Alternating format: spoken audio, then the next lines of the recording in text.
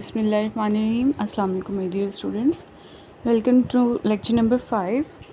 हमने lesson 3 complete कर लिया है, dark river and golden eyed. हमने उसकी ट्रांसलेशन वगैरह और जो डिस्कशंस थी वो ऑलमोस्ट कंप्लीट हो गई है। आज हम इसकी एक्सरसाइज भी कंप्लीट करेंगे और आपको मैं नेक्स्ट असाइनमेंट भी दूंगी।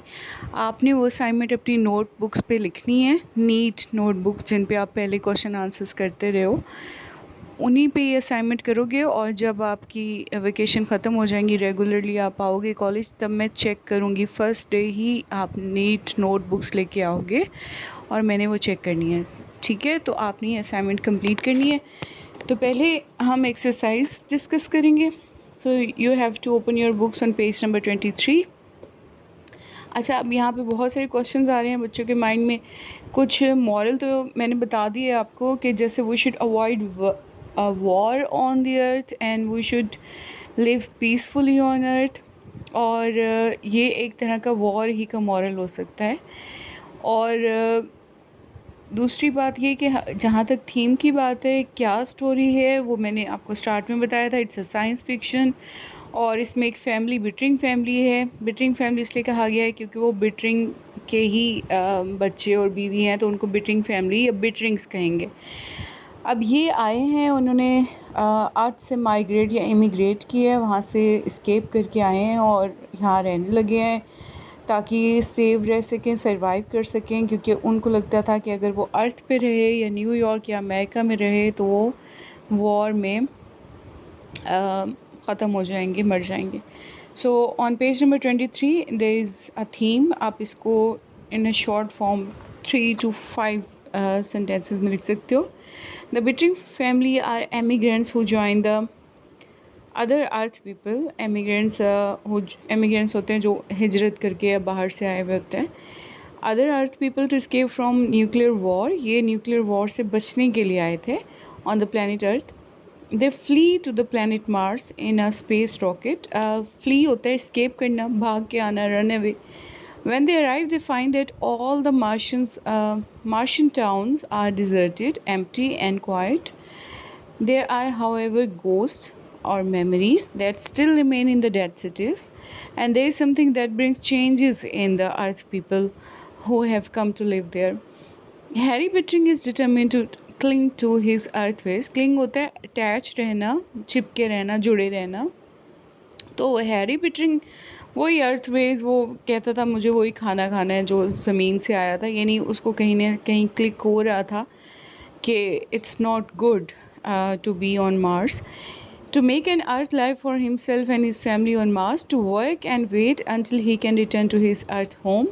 But gradually means slowly, with the passage of time, he realizes that they too are beginning to change in strange ways, to lose their earthliness. तो उसको आइडिया हो गया था, रियलाइज़ उसने कर लिया था कि वो भी चेंज हो रहे थे, लाइक देयर आइज़ कलर और उनका जो बॉडी कलर था वो चेंज हो रहा था।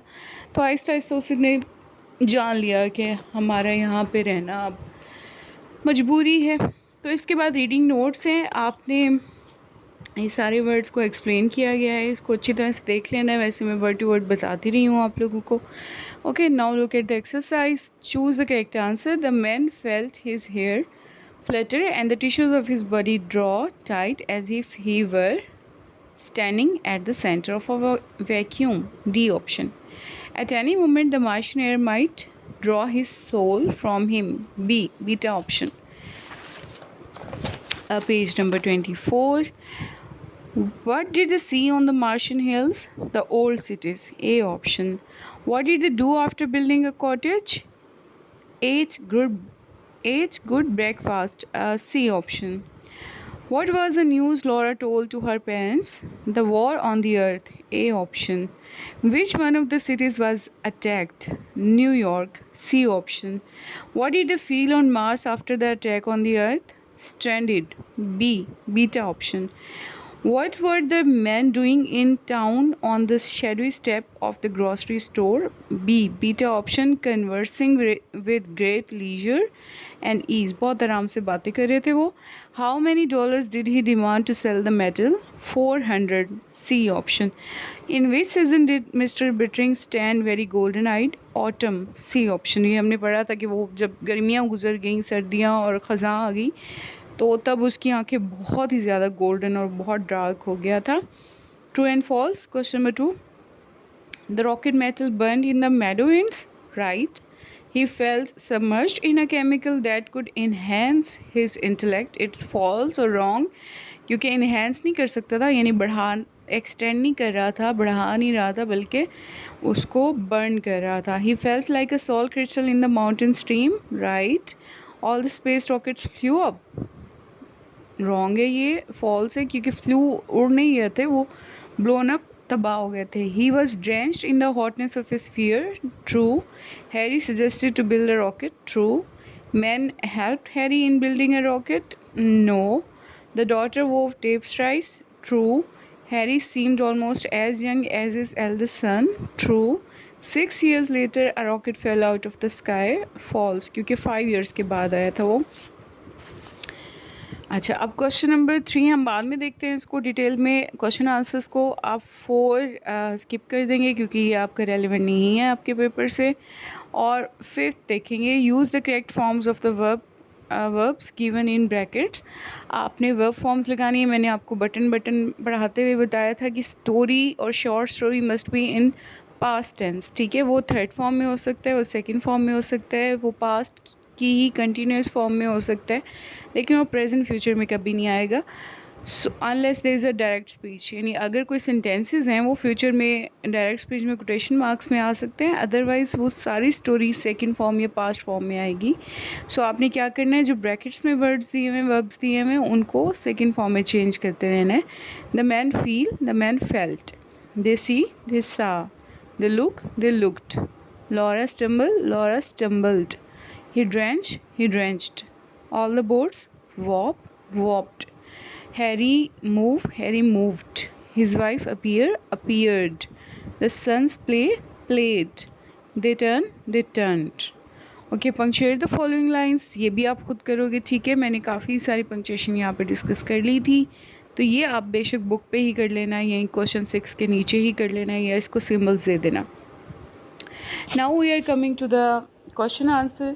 अब क्वेश्चन एंड आंसर्स जो हैं, जो आपका क्वेश्चन नंबर 3 है, वो मैं आपको सारे डिस्कस भी कर रही हूँ और यहाँ पे मैं आपको उसके आंसर्स भी शो कर रही हूँ. आप चाहो तो यहाँ से लिख सकते हो, बना सकते हो अपने नोट्स, स्क्रीनशॉट ले लो या समझ लो कि आपने किस तरह से आंसर करना है. तो how you have to attempt the question. आपने क्या करना होता है कि अपने पेपर पे या टेस्ट में या अपनी असाइनमेंट में कहीं भी आप क्वेश्चन रिपीट नहीं करोगे. यानी आप क्वेश्चन नंबर 3 है, answer the following questions. First question is why did Harry want to go back to the earth. Now you don't have to repeat all the question. ठीक है, आप नहीं लिखोगे दोबारा why did Harry want to go back to the earth. इससे क्या होता है, एक तो आपका टाइम बहुत इस पर कंज्यूम हो जाएगा, बहुत टाइम वेस्ट होता है दोबारा से क्वेश्चन लिखने में. आप क्वेश्चन का नंबर दोगे, जैसे क्वेश्चन नंबर 3 है उसका पार्ट 1 है, इसी तरह क्वेश्चन 3 लिखोगे, फिर पार्ट 1 लिखोगे, और चाहो तो इस क्वेश्चन की हेडिंग बना लो, और चाहो तो आप इस क्वेश्चन का नंबर ही काफ़ी है. बस डोंट रिपीट द क्वेश्चन है. ठीक है, दोबारा नहीं लिखना आपने क्वेश्चन. अब हम क्या करेंगे, हमने इसकी हेडिंग भी बनाई हुई है, हम इसका पार्ट भी लिख रहे हैं. नंबर 1 क्वेश्चन है, why did Harry want to go back to the earth. क्यों जाना चाहता था, हमने एक हेडिंग बना रही है, Harry wanted to go back. Harry wanted to go back to Earth because the climate on Mars was too severe and unfavorable for him and his family. वो इसलिए जाना चाहता था क्योंकि अनफेवरेबल थी, मार्स की सारी क्लाइमेट उसके लिए सूटेबल नहीं थी, इसलिए.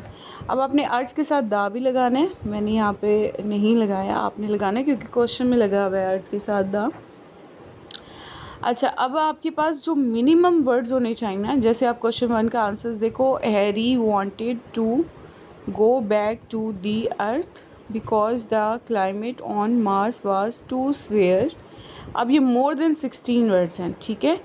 तो मिनिमम 15 वर्ड्स ज़रूर लिखने होते हैं आपने आंसर में। So your answer should be minimum in 15 words and maximum to 30 words. तो ये रहा आंसर इसका। Next question is why did he want to stay. अब ही वांटेड टू स्टे हमने हेडिंग बना दी है। He wanted to stay on Mars because there was no way to go back, क्योंकि वापसी का तो रास्ता ही नहीं था। Now as well as there was no rocket to go back, ना ही कोई रॉकेट ऐसा था जैसे बच्चे पूछ रहे हैं कि मैम रॉकेट तो था, जिस रॉकेट पे वो आए थे वो रॉकेट वापस भी जा सकता था। अब उसकी दो रीज़न्स हो सकती हैं। फर्स्ट वन इज़ ये कि वो उन्होंने खुद ही बताया था स्टार्ट में कि रॉकेट की मेटल जो थी वो कूल डाउन हो चुकी थी, वो इतनी ठंडी हो गई थी कि अब वो उसको दोबारा से काम में नहीं लाया जा सकता था, उसको दोबारा से एक्टिव नहीं किया जा सकता था। सेकेंडली ये रीज़न हो सकती है कि ज़मीन से ख़ला में जाने के लिए जो फोर्स चाहिए रॉकेट के लिए वो उनके पास नहीं थी, तो शायद इसलिए। He also wanted to stay because he had forgotten his pass, वो इसलिए भी उसे पता चल गया था कि उसका दिमाग में ज़मीन का वो जो मेमोरीज़ थी ख़त्म होती जा रही थी, और इसलिए भी वो रुकना चाहता था। जब उसकी बीवी ने कहा कि वापस चलते हैं तो उसने कहा कि अब वापसी का तो रास्ता ही नहीं है। More over now he hated earth people, अब वो क्योंकि मेमोरी चेंज होती जा रही थी, ख़त्म होती जा रही थी, तो उसे लगता था कि अर्थ पीपल तो कोई हेटफुल ऑब्जेक्ट्स होते हैं, उनसे हम नफ़रत करने लगे थे वो लोग, और उनको लगता था वो अब मार्स पे ही रहते हैं हमेशा से और मार्शियन है। So next question number 3, climate they faced on Mars. What climate did they face? The climate they faced very severe and oppressive climate on Mars. Oppressive वो तो बड़ी बोझल और बहुत ही hectic किस्म की। They faced foggy nights and hot days over there. Fourth question is what was the condition of the Bittring family on hearing the news of the war on the earth? The condition on hearing the news, हम इतनी सी heading बना रहे हैं, या the condition of bittering family भी लिख सकते हो। The whole family was nervous and disturbed on hearing the news of war on earth. All the family was shocked. Harry was drenched in the hotness of his fear. They felt helpless. तो ये है answer कि उनकी हालत ऐसी थी। Fifth question is what did they want to grow, क्या grow करना चाह रहे थे। दे वांटेड टू ग्रो, हमने हेडिंग बना ली। They wanted to grow vegetables and fruits like onions and peaches on Mars. आप ये पॉइंट भी लिख सकते हो। They wanted to raise their children, मतलब उनकी अपब्रिंगिंग करना चाहते थे अपने बच्चों की, और वहाँ पे रहना चाह रहे थे अब वो। Sixth question what was the condition of their house, हमने इसकी हेडिंग बनाई है the condition of their house. The hot wind had burnt the house. The fog at night had also damaged all its boards. It did not look like an earthman's house anymore. अगर आप simple अर्थ लिख रहे हो, ज़मीन की बात हो रही है, तो ई कैपिटल आएगा, और द अर्थ लिखोगे अगर अर्थ मैन लिख रहे हो तो बेशक ई स्मॉल आ सकता है। मार्शियन वायरस का क्वेश्चन जो है वो क्वेश्चन नंबर 8 है। यहाँ पे मैंने 7 लिखा है, आप इसको 8 ही बनाओगे। मार्शियन वायरस, अब मार्शियन वायरस कितना डेंजरस होता है, can be very dangerous because it can change their colour and body totally. It can make them dark, golden eyed and thin. Last question जो ऊपर रह गया हमारा question number 7, what was the advice Harry gave to the people. The advice Harry gave, या Harry's advice लिख सकते हो। Harry advised the people to build a rocket to go back to the earth because they were stranded on Mars, क्योंकि उसको लगता था कि वो मार्स पे फंस चुके हैं, so they should go back. सो ये हैं आपके 8 क्वेश्चन, ठीक है। आप चाहो इनके स्क्रीनशॉट ले लो और अपनी नीट नोटबुक्स पे अपने नोट्स में ये सारे के सारे आंसर्स लिख सकते हो, ठीक है। यहाँ से आइडिया लेके आप अपने वर्ड्स में भी आंसर लिख सकते हो। ये तो थी हमारी सारी exercise. Now come to the assignment. आपकी असाइनमेंट क्या है कि आपके पास ये 2 दिन हैं, यानी सैटरडे और संडे। मंडे को इंशाल्लाह आप कॉलेज आएंगे तो तब मैंने ये असाइनमेंट चेक करनी है। You have to answer these 5 question. ये सारे एडिशनल क्वेश्चन हैं, एडिशनल इन अ सेंस क्योंकि मैंने आपको सारे का सारे लेसन पढ़ाया है word to word. So the answers must be there, ठीक है। आपने आंसर्स वहाँ से ढूंढने हैं, वहाँ से अपने वर्ड्स में लिखने हैं, और जिस टेंस में आपका क्वेश्चन होता है, पास्ट टेंस में है, you have you have to answer in past tense, ठीक है। फ्यूचर में है तो फ्यूचर में लिख लो, प्रेजेंट में है तो प्रेजेंट में। अब क्वेश्चन है what did the radio flash tell, तो आप इसमें सेकेंड फॉर्म में आंसर लिखोगे। रेडियो फ्लैश या रेडियो न्यूज़ क्या आई थी, कौन सी न्यूज़ आई थी, या उसका आंसर लिखना है। How social were the people of Mars, ये जब एंड में आया था लेफ्टिनेंट और कैप्टन जो ज़मीन से लोग आए थे रॉकेट पे, उन्होंने कैसे लोग देखे थे, ये उसके बारे में बात हो रही, कितने सोशल थे, किस तरह के थे, कितने अच्छे थे। What were the feelings of the Bittering family after landing on Mars, पहले जो कंडीशन की बात हुई एक्सरसाइज में क्वेश्चन था वो था कि जब एटम बॉम्ब टकराया था फिर उनकी कंडीशन क्या थी। अब आपने ये बताना है कि जब लैंड किया था तो तब वो फील क्या कर रहे थे मार्स पे आते ही। Who was the unbidden partner among the Bitterings, Bitterings का मतलब वो बिटरिंग फैमिली है, वो बच्चे और कोरा और हैरी। अनबीडन पार्टनर कौन था। What was the report of the lieutenant, वो जो आया था लेफ्टिनेंट रिपोर्ट देने कैप्टन को, वो क्या रिपोर्ट थी।